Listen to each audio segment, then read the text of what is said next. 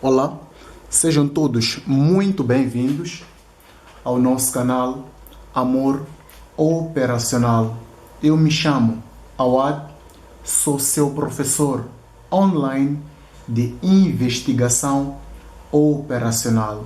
E na aula de hoje nós iremos dar continuidade com uma série de resolução de exercícios relacionados com programação linear. E hoje iremos abordar especificadamente com a aplicação de programação linear pelo método gráfico. Vamos dar aqui o passo a passo, de modo que todos possam compreender.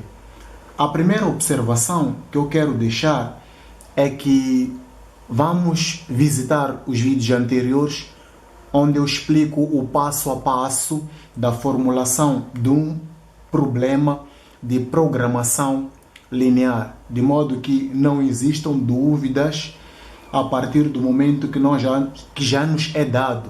Assim é que é um modelo de programação linear já formulado.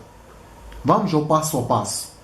O primeiro passo para a resolução do modelo de programação linear pelo método gráfico consiste em temos que passar, isto é, as nossas restrições para a forma standard. Se nós formos a olhar um modelo de programação linear, em primeira fase ele apresenta-se na forma canônica. Nós primeiro temos que passar a ele para a forma standard. Como é que isso vai funcionar? Vai ficar da seguinte forma. Eu já tenho aqui as minhas restrições dadas do ponto de vista de inequação. Elas devem ser apresentadas agora no primeiro passo do ponto de vista de equação. E isto é muito simples. O que eu irei fazer? Primeiro irei manter a minha função objetiva, que é maximizar z igual a 30x1 mais 40x2, sujeito a. Já tenho aqui as minhas restrições e temos um elemento fundamental aqui. Qual é? É a condição de não negatividade. Isso tem de vir sempre. Então, o que eu irei fazer? Irei colocar aqui x1 mais x2 igual a 90. Não tem nada de estranho aqui, só passei a apresentar do ponto de vista de equação. Depois coloco 2x1 mais 3x2 igual a 240. 60x1 mais 70x2 igual a 130. E por causa da minha condição de não negatividade, que é aplicada a duas variáveis, que é x1 e x2, eu terei aqui um x1 igual a 0. E terei x2 também igual a 0. E por fim, mantenho a minha condição de não negatividade, que é o meu xi, no meu caso, que é x1, x2, tem de ser sempre maior ou igual a 0. E ainda no primeiro passo, o que eu faço? Eu defino as minhas retas. Terei aqui na primeira restrição a minha R1, na segunda R2, R3, R4, R5. Uma boa questão seria, de onde é que surge a minha reta 4 e de onde é que surge a minha reta 5? Essas retas surgem por causa da minha condição de não negatividade, que se aplica à minha reta x1 e à minha reta x2. Desculpa, as minhas variáveis x1 e as minhas variáveis x2. O segundo passo consiste em definirmos os pontos de cada uma das retas. Como é que isso vai ficar? Vamos pegar aqui na nossa reta R1. O que vai acontecer na nossa reta R1? Vamos assumir que o nosso x1 seja 0. Quanto é que será o nosso x2? Será 90. E se o nosso x2 for 0, quanto é que será o nosso x1? Será 90. Fazemos o mesmo com todas as restantes retas. A minha R2 terei os seguintes pontos: 80, 120, E na minha R3 terei os seguintes pontos: 13 sobre 7 e 13 sobre 6. E depois tenho os pontos da reta R4 e R5. No que tange a minha reta R4, terei um só ponto, que é o meu x1 igual a 0. E no que tange a minha reta R5, também terei um só ponto, que é o x2 igual a 0. Como podemos ver aqui. Estamos juntos, colegas? Eu espero que estejamos todos juntos. Agora vamos para o nosso terceiro passo. O terceiro passo é muito importante, como todos os outros são. Mas aqui nós temos que prestar atenção num aspecto que é fundamental. E muitas das vezes é o aspecto que faz com que nós incorramos ao risco de errar esse exercício. Ao que aspecto é esse? Tem a ver com um gráfico. É assim, nós definimos o nosso gráfico, ou representamos o nosso gráfico, de acordo com os pontos que nós fomos encontrando no nosso passo 2. Isto é, os pontos das retas. Vamos definir a nossa reta R1. Quais são os pontos da minha reta R1? 90, 90. Então já tenho aqui uma escala já bem apresentada. Vou ser muito cuidadoso com isso, pois é necessário ser cuidadoso para não incorrermos ao risco de errar. Vou colocar aqui. Essa é a minha reta R1. Depois, o que eu vou fazer? Vou pegar na minha reta R2. A minha reta R2 é dado por que pontos? É dado por pontos 120 e 80. Então, vou procurar aqui. Tenho 120 em x1 e 80 em x2. Vou ligar. Já defini a minha reta R2. E a minha reta R3 é dado por que pontos? 13 sobre 6 e 13 sobre 7. Já tenho esses pontos na minha escala. Também posso representar. Ou seja, já tenho as minhas 3 retas. E a boa questão seria, ao lado, como é que fica a minha reta R4 e R5? A minha R4 ficará representada deste lado de cá e a minha reta R5 ficará representada neste lado de cá. Por que nós representamos desse jeito? Já vou explicar.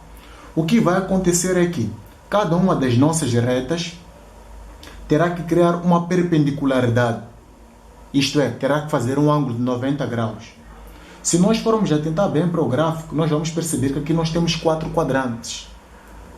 Este é o meu primeiro quadrante. Este é o meu segundo quadrante. Este é o meu terceiro quadrante. E este é o meu quarto quadrante.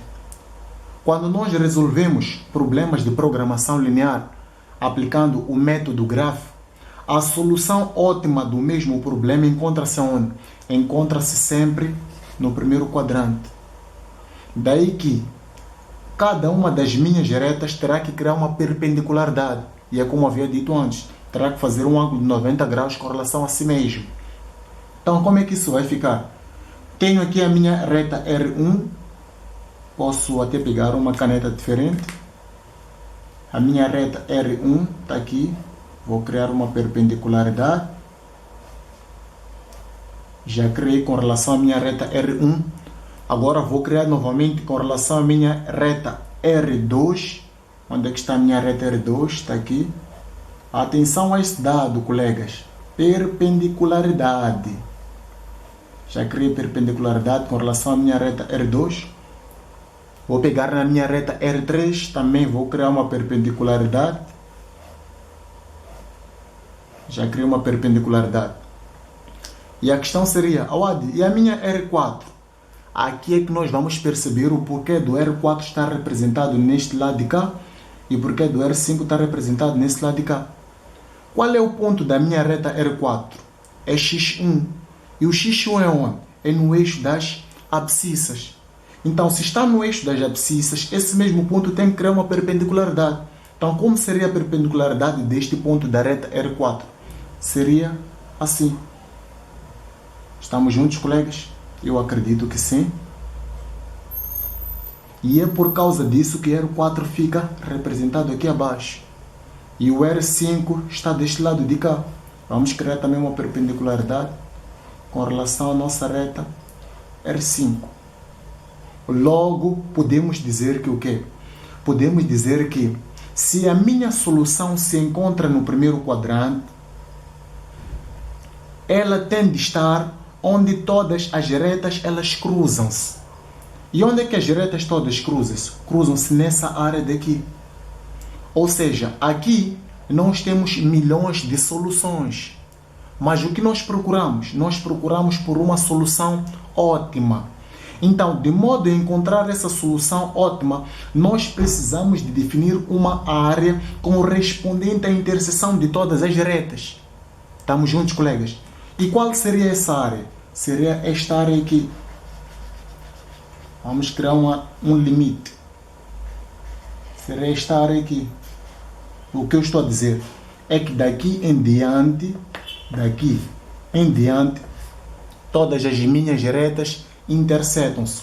Logo, aqui eu tenho milhões de soluções, não é? Certo. Mas será que eu estou à procura das milhões de soluções?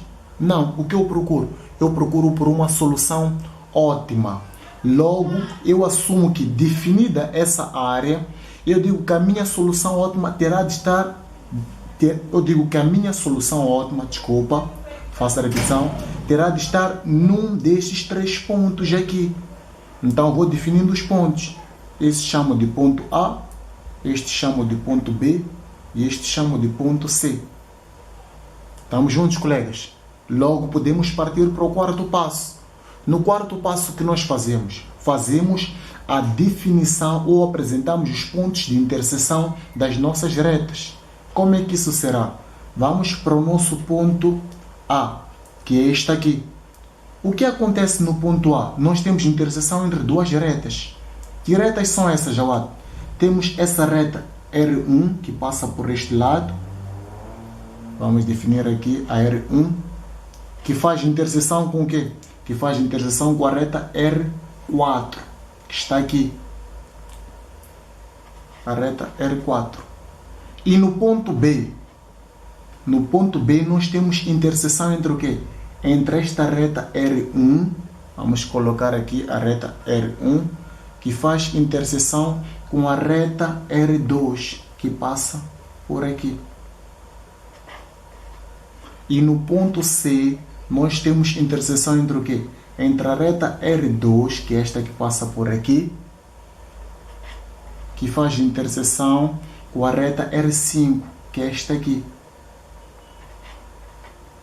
Estamos juntos, colegas? Ou seja, nesta primeira fase, eu vou pedir que eu pare por aqui. O vídeo já está um pouco longo e receio que corte, de modo a não criar uma ruptura naquele que é o ritmo do nosso exercício. Vamos dar continuidade com o quinto passo deste mesmo exercício num próximo vídeo, de modo a compreendermos muito bem. Então, muito obrigado pelo carinho da tua atenção. Muito obrigado por ter assistido esse vídeo. Quero o convidar a subscrever-se ao nosso canal, de modo a ficar ao par de todas as nossas novidades. Obrigado. Até o quinto passo do mesmo exercício num próximo vídeo. Até lá, estamos juntos.